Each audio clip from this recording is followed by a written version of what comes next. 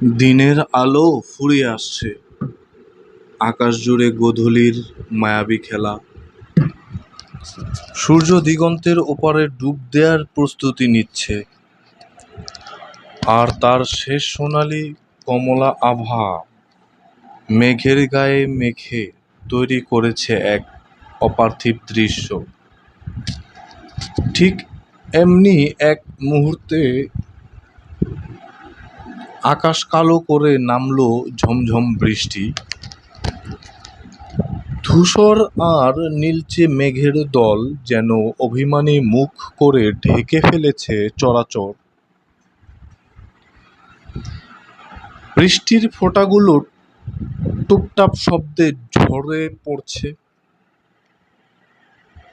ভিজিয়ে দিচ্ছে চারপাশ, বাতাসে ছড়িয়ে দিচ্ছে এক স্নিগ্ধ আর্দ্রতা আর মাটির মন কাড়া গন্ধ।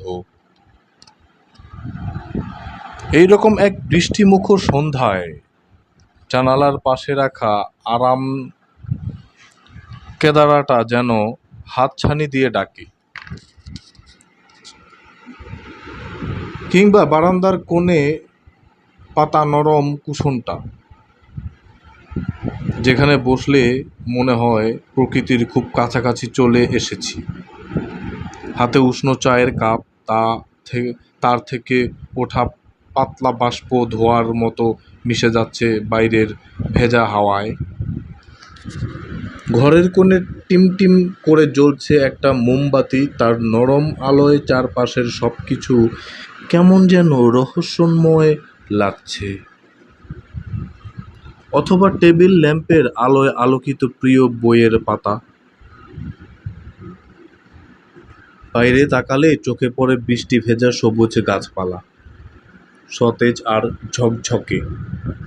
বাগানের ফুলগুলো যেন নতুন করে প্রাণ পেয়েছে এই বৃষ্টিতে।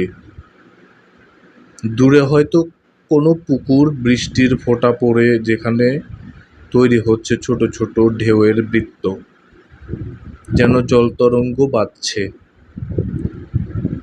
আরো দূরে ঝাপসা দেখা যায় পাহাড়ের সারি বা শহরের উঁচু দালানগুলো, মেঘ আর বৃষ্টির চাদরে ঢাকা।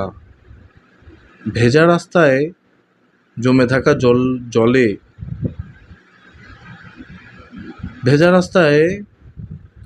থাকা জলে পড়ছে ল্যাম্পপোস্টের আলো, চকচক করছে ভেজা পথ।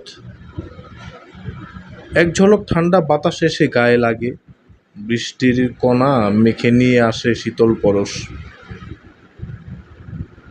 কানে ভেসে আসে বৃষ্টির একটানা শব্দ, কখনো টিনের চালে, কখনো গাছের পাতায়, কখনো মাটিতে, একঘেয়ে অথচ প্রশান্তিদায়ক।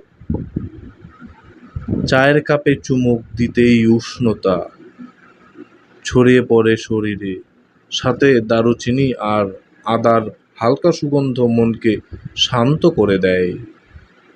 চারপাশের এই নিস্তব্ধতা, বৃষ্টির শব্দ, চায়ের উষ্ণতা আর ভেজা মাটির গন্ধ সব মিলেমিশে এক গভীর প্রশান্তির অনুভূতি তৈরি করে।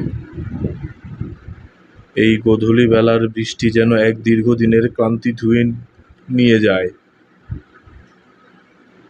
মনকে করে তোলে শান্ত ও সমাহিত। প্রকৃতির এই অপরূপ সৌন্দর্য উপভোগ করার জন্য এমন একটা মুহূর্তই যথেষ্ট। শুনছিলেন সুমন সারোয়ারকে। ধন্যবাদ যারা শুনছিলেন।